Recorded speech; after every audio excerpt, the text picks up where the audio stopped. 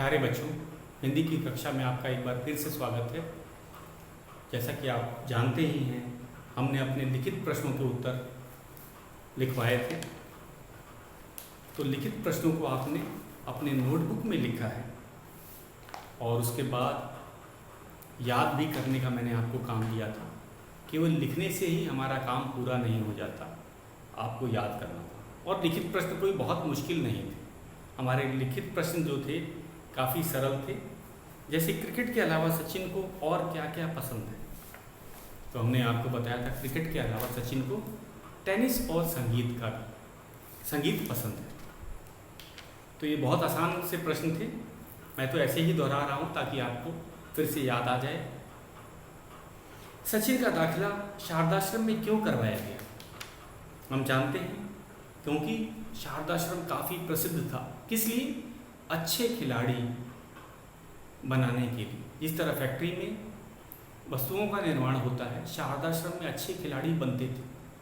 तो उसका एक नाम था, विख्यात था, और मुंबई में उसने बहुत से अच्छे खिलाड़ी दिए थे। आगे हैं तो हमने लिखाया था, आपको इसका उत्तर आपको पता होगा।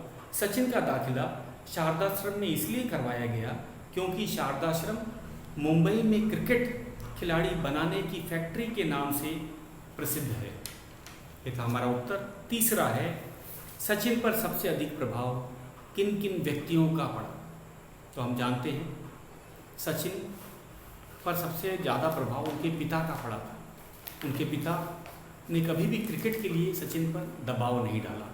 अगर हम शारदाश्रम के दाखिले की ही बात करें तो उन्होंने इसका निर्णय अपने पुत्र सचिन पे ही छोड़ दिया था कि अगर वो चाहे तो शारदाश्रम में दाखिला ले, अन्यथा नहीं। तो पिता बहुत अच्छे थे, उन्होंने बिना दबाव के अपने पुत्र पे ये निर्णय छोड़ दिया था। इसीलिए सचिन काफ़ी अपने पिता से प्रभावित थे। उसके बाद हम दूसरे नंबर की बात करें तो वे अपने भाई अजीत तेंदुलकर से बहुत प्रभावित थे, क्योंकि उन्होंने ही सचिन का, हम कहेंगे सही मायने में, गुण पहचाना था, उसका खेल देखा था। पिताजी तो प्रोफेसर थे, वे खेलों के बारे में कम जानते थे, लेकिन उनका भाई जो उनसे 11 वर्ष बड़े थे, उन्होंने सचिन को खेलते हुए देखा तो उन्हें तुरंत एक अच्छे कोच का याद आया, जो कि शारदाश्रम के हमारे रमाकांत अचरेकर जी थे। तो इनका प्रभाव पड़ा। और उसके अलावा हम कहेंगे सचिन पर चाचा चाची का भी प्रभाव पड़ा, क्योंकि वे जब तक शारदाश्रम में प्रशिक्षण करते रहे वे अपने चाचा चाची के ही घर में रहे, क्योंकि उनका घर शारदाश्रम के बहुत पास था। तो ये लोगों से वो प्रभावित थे। तो हम इसका उत्तर हम क्या लिखेंगे? सचिन पर सबसे अधिक प्रभाव उनके पिता रमेश तेंदुलकर, भाई अजीत तेंदुलकर, कोच रमाकांत अचरेकर तथा उनके चाचा और चाची का पड़ा। ये हमने लिखवाया था। अब हम दूसरे प्रश्न पे चलते हैं बच्चों। इसमें है, नीचे लिखे वाक्यों का अर्थ स्पष्ट करते हुए अपने शब्दों में दोबारा लिखो। तो पाठ में हमें कुछ ऐसे वाक्य मिले हैं जिसका अर्थ कुछ और है और हमें उसकी व्याख्या करके समझानी। तो इसमें कुछ अर्थ को दोबारा क्यों रखने के लिए बोला है? क्योंकि इसमें शाब्दिक अर्थ से दूसरा अर्थ ज़्यादा लिया गया, इसीलिए इसकी व्याख्या करनी पड़ रही है, समझाना पड़ रहा है। जैसे सचिन और क्रिकेट को आज पर्याय मान लिया गया है, तो यहाँ पे सचिन तो एक खिलाड़ी का नाम है और क्रिकेट एक खेल का नाम है। तो क्या ये पर्याय हो सकते हैं एक दूसरे के? पर्याय का मतलब समान अर्थ वाले हो सकते हैं। तो ये पर्याय क्यों मान लिया गया है? क्योंकि जब भी हम क्रिकेट का नाम लेंगे तो सचिन के योगदान को भुलाया न जा सकेगा, और जब भी सचिन के हम नाम लेंगे तो हमें तुरंत उनका जो योगदान क्रिकेट के लिए है वो याद आ जाएगा। तो एक दूसरे के ये पर्याय बन चुके हैं। तो इसका यही व्याख्या था। तो हम इसे लिख के करेंगे। लिखित प्रश्न क्या है? तो मैं लिखता हूँ पहले प्रश्न, फिर हम इसका लिखित रूप लिखेंगे। प्रश्न है, नीचे लिखिए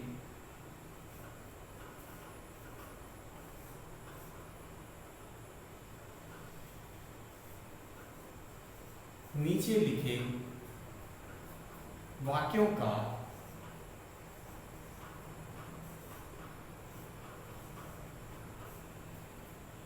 अर्थ स्पष्ट करते हुए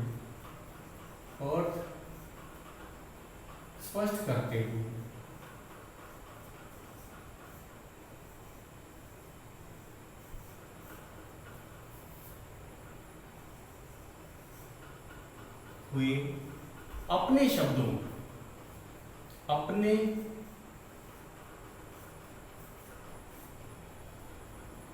में दोबारा लिखें, अपने शब्दों में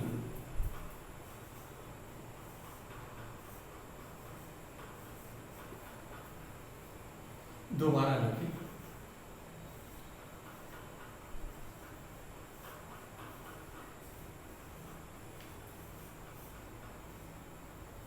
क है, पहला भाग है क प्रश्न।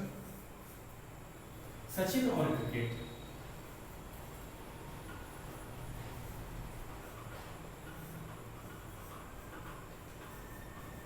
सचिन और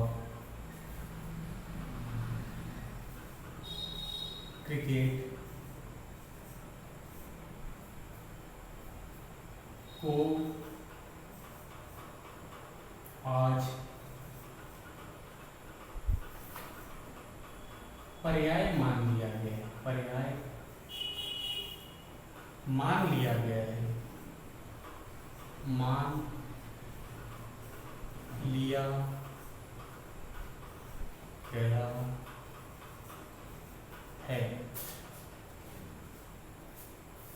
उत्तर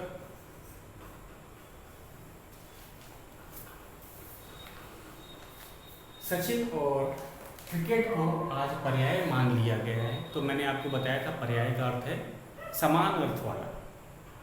तो समान अर्थ तो नहीं है, व्याकरण की दृष्टि से तो ये सही नहीं है, लेकिन इसके लिए हम बात स्पष्ट कर रहे हैं कि व्याकरण से दृष्टि से हम पर्याय तो नहीं बोल सकते।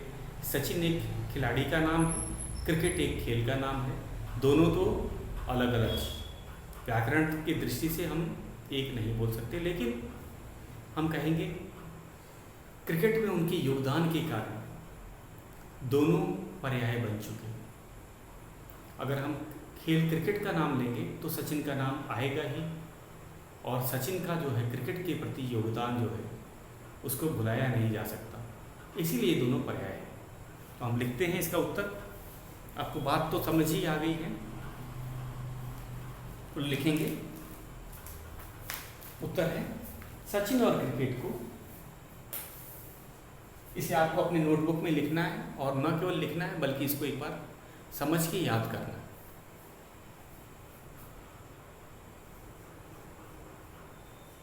सचिन और क्रिकेट को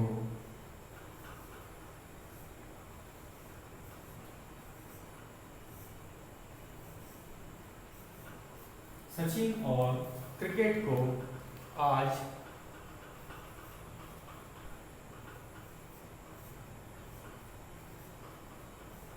पर्याय मान लिया गया है। मान लिया गया है।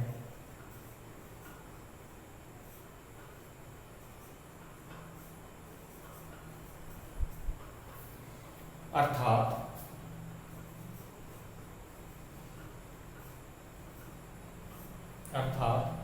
जब क्रिकेट का नाम लिया जाएगा, जब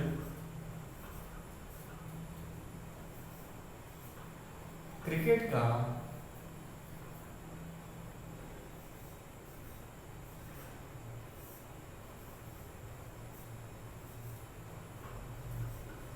नाम लिया जाएगा,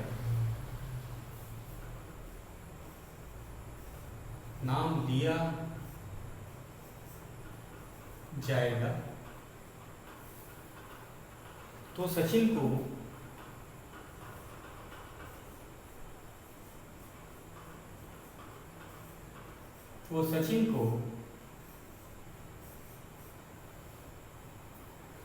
भी याद किया जाएगा।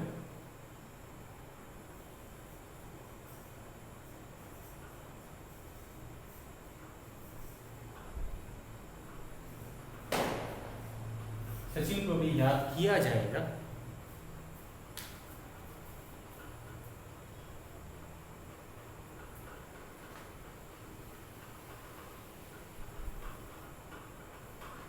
मैं इसको मिटा देता हूं ताकि हम अपना प्रश्न लिख सकें। उत्तर जो है पूरा नहीं है अभी।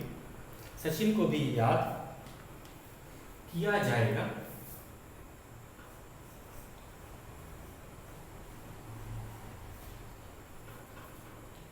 तथा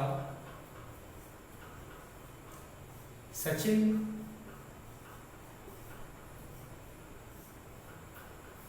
का नाम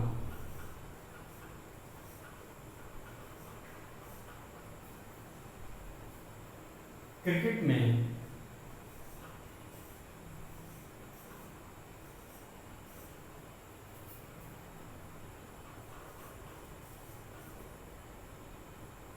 उनकी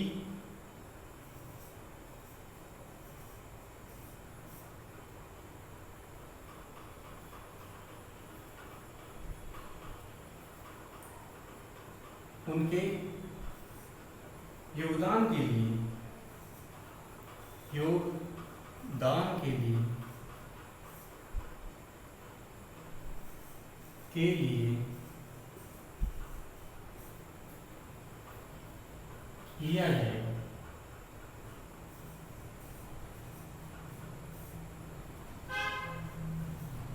लिया जाएगा। पूर्ण विराम। तो ये था सचिन का क्रिकेट के लिए। दोनों एक दूसरे को पर्याय क्यों कहा जाता है? सचिन और क्रिकेट को एक दूसरे का पर्याय इसीलिए कहा जाता है। एक बार मैं पढ़ देता हूँ।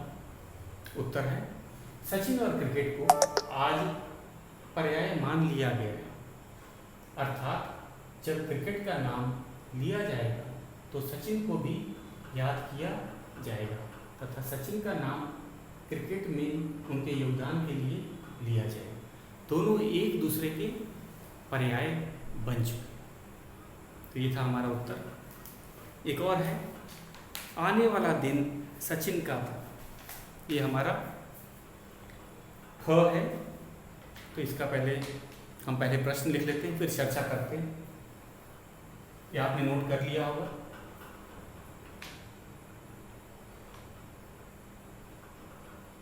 एक बार फिर पढ़ देते हैं। सचिन और क्रिकेट को आज पर्याय मान लिया गया है, अर्थात जब क्रिकेट का नाम लिया जाएगा तो सचिन को भी याद किया जाएगा तथा सचिन का नाम क्रिकेट में उनके योगदान के लिए लिया जाएगा। तो ये था हमारा प्रश्न क का उत्तर। अब हम ख पे चलते हैं।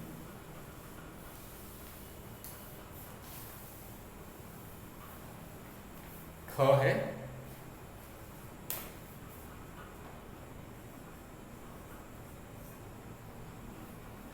आने वाला समय सचिन का था। आने वाला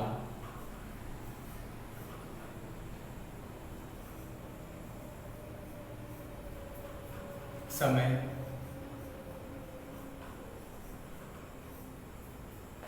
सचिन का था।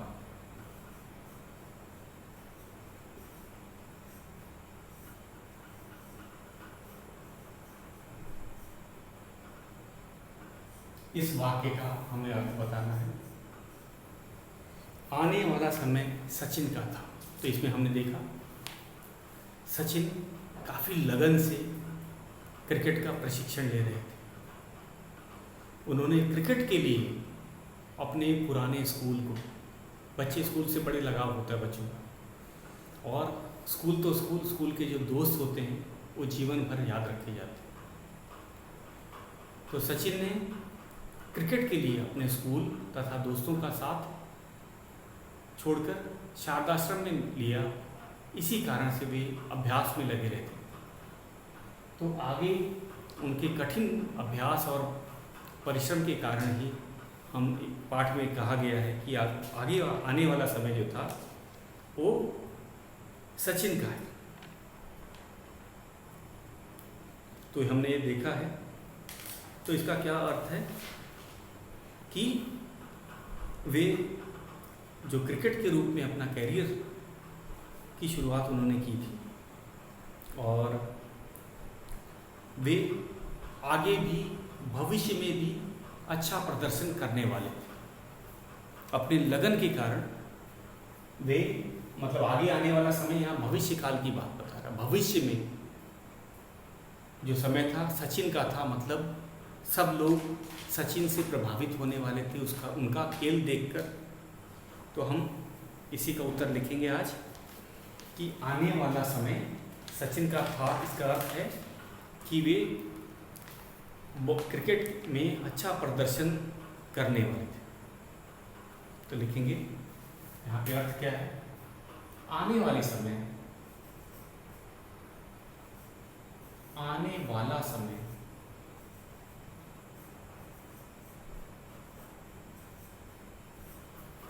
सचिन का था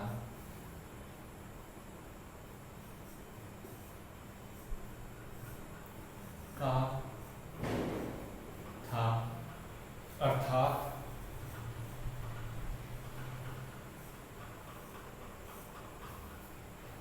भविष्य में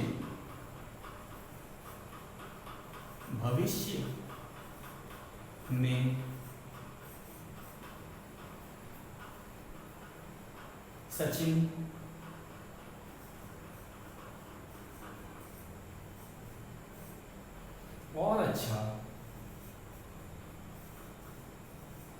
और अच्छा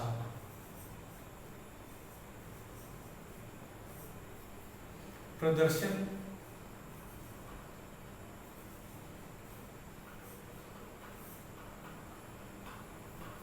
क्रिकेट की दुनिया में, क्रिकेट की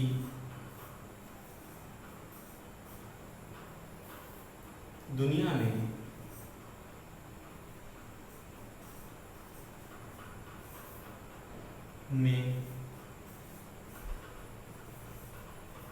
करने वाले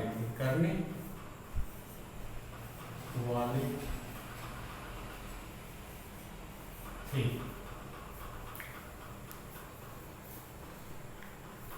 करने वाले थे। तो इसका एक बार फिर से हम देखते हैं। वाक्य था आने वाला समय सचिन का था, इसका अर्थ हमें बताना। आने वाला समय सचिन का था, भविष्य की बात किया। हम जानते हैं भविष्य मतलब आगे आने वाला समय को ही भविष्य कहता है। आने वाला समय सचिन का था, अर्थात भविष्य में सचिन और अच्छा प्रदर्शन क्रिकेट की दुनिया में करने वाले थे। तो उनके खेल में धीरे धीरे निखार आता गया। परिश्रम और अभ्यास उन्होंने कभी नहीं छोड़ा। इस कारण से ये वाक्य कहा गया था कि भविष्य में सचिन और अधिक अच्छा प्रदर्शन करने वाले थे। किसके बदौलत? अपने कठिन परिश्रम के कारण उन्होंने काफ़ी अभ्यास किया और क्रिकेट का एक अच्छा प्रशिक्षण भी लिया था। अब हमारा तीसरा जो प्रश्न है वह है, इसके बाद उन्होंने कभी पीछे मुड़कर नहीं देखा। पीछे, यहाँ पे पीछे मुड़ना मतलब मुड़ करके पीछे देखने का अर्थ यहाँ पे अलग है कि वे और अच्छी तरह से क्रिकेट में तरक्की करते गए। नए नए उन्होंने उपलब्धियाँ बनाए, नए नए रिकॉर्ड बनाए और फिर उससे कभी खराब प्रदर्शन नहीं किया। पीछे मुड़ना मतलब पहले से खराब प्रदर्शन करना, ऐसी बात उनके जीवन में नहीं आई थी। तो इस वाक्य का शाब्दिक अर्थ जो है वो अलग है और हम कहेंगे इसका जब इसके बाद उन्होंने कभी पीछे मुड़कर नहीं देखा, मतलब उन्होंने और अच्छे रिकॉर्ड्स बनाए।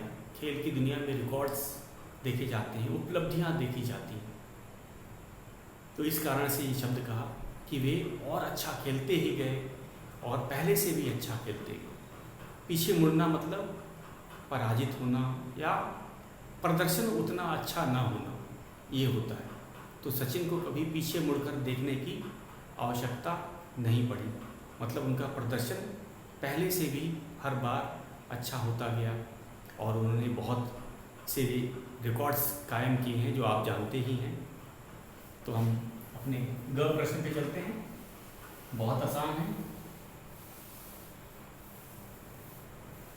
हमारा ग है, पहले प्रश्न को लिखते हैं। इसके बाद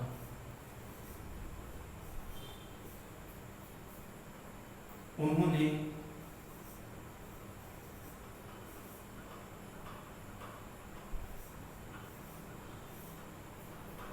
कभी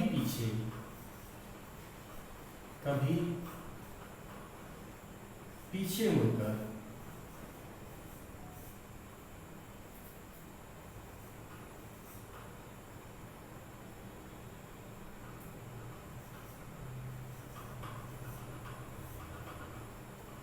नहीं देखा, ये वाक्य है। तो मैंने आपको बताया पीछे मुड़ना मतलब खराब प्रदर्शन करना। ऐसी बात सचिन के प्रदर्शन में नहीं आई थी। तो हम लिखेंगे यहाँ पे, इसका अर्थ है इसके बाद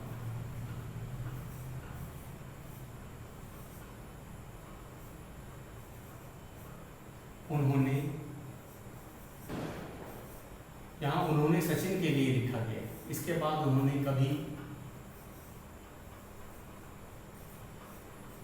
पीछे मुड़कर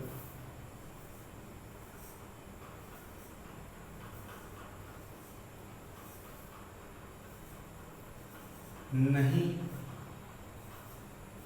देखा, अर्थात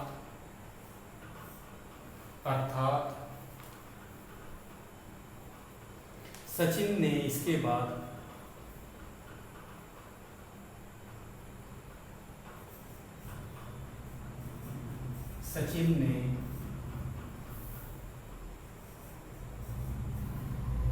इसके बाद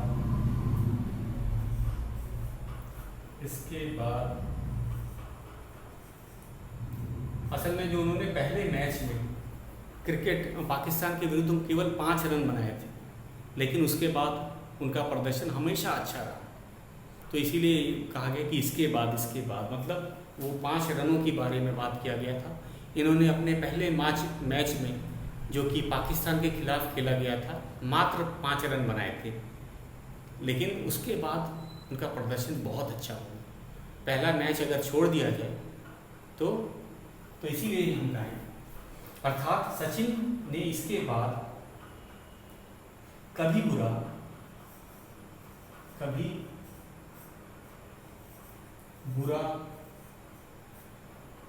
प्रदर्शन, एक क्रिकेट के प्रदर्शन के बारे में बात कर रहा हूं,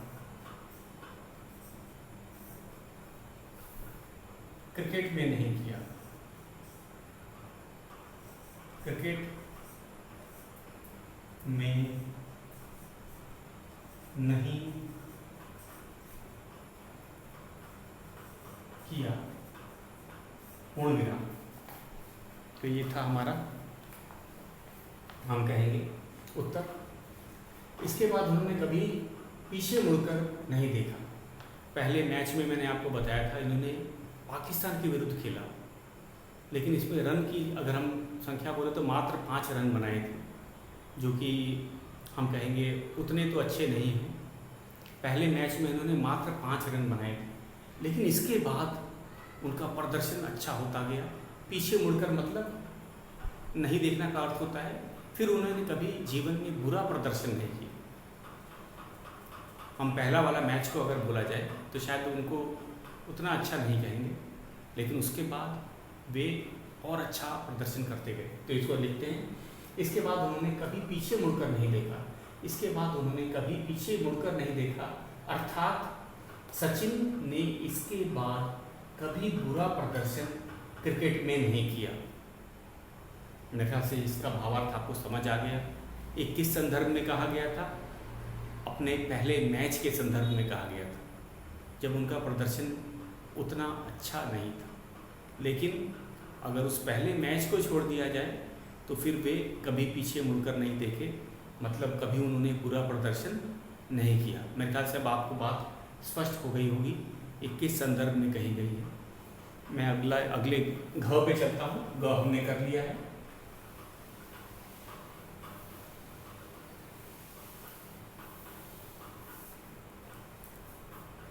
हमारा घ प्रश्न है,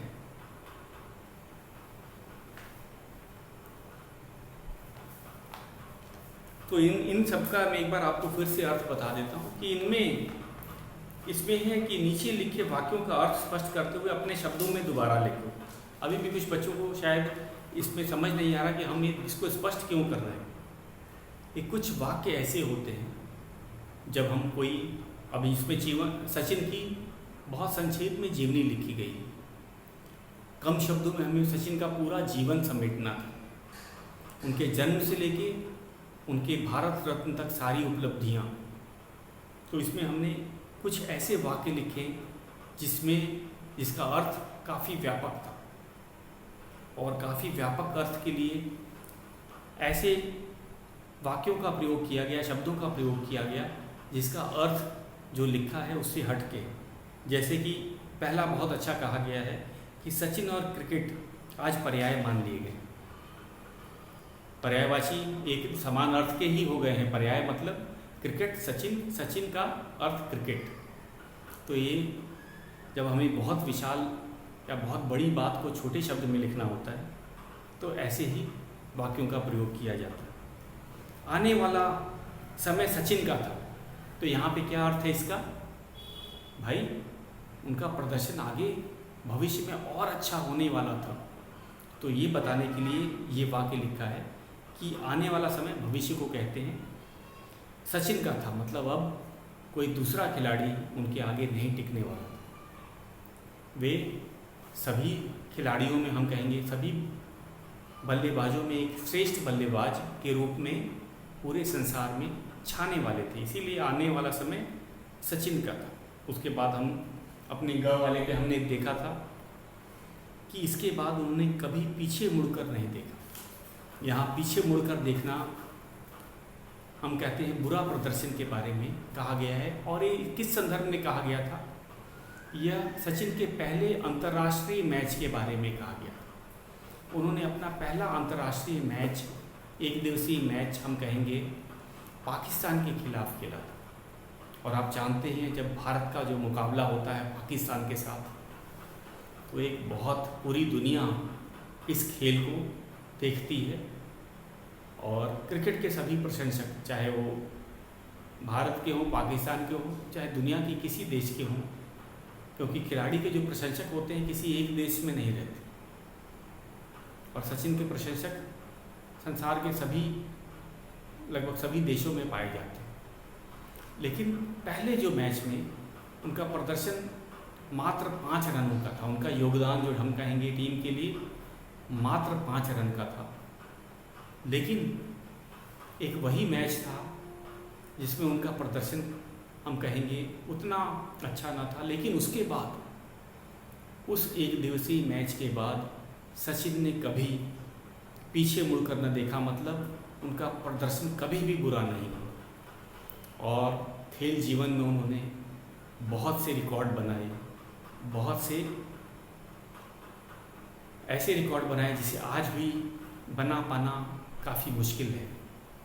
और इसी योगदान के कारण सचिन को भारत का सर्वोच्च नागरिक सम्मान भी दिया गया।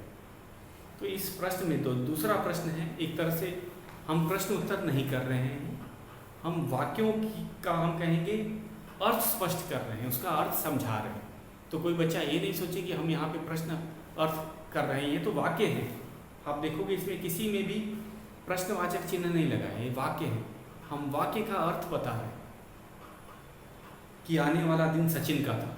ये कोई प्रश्न नहीं है, हमने इसकी व्याख्या की है। एक तरह से हम कहेंगे हम व्याख्या को ही लिख रहे हैं। इसके बाद उन्होंने पीछे मुड़कर नहीं देखा, हम इस वाक्य की व्याख्या लिख रहे हैं, न कि इसका उत्तर लिख रहे हैं। तो अब हम अगला जो है घ 2 और प्रश्न बचे हैं, तो इनको कल करेंगे। तो आज हमने देखा कि हम कैसे पाठ के वाक्य जो हैं उनकी व्याख्या कर सकते हैं, ताकि उसका हमें विस्तृत विस्तार में अर्थ का पता चले। तो बच्चों आज के लिए बस इतना है। शेष प्रश्नों को हम कल करेंगे।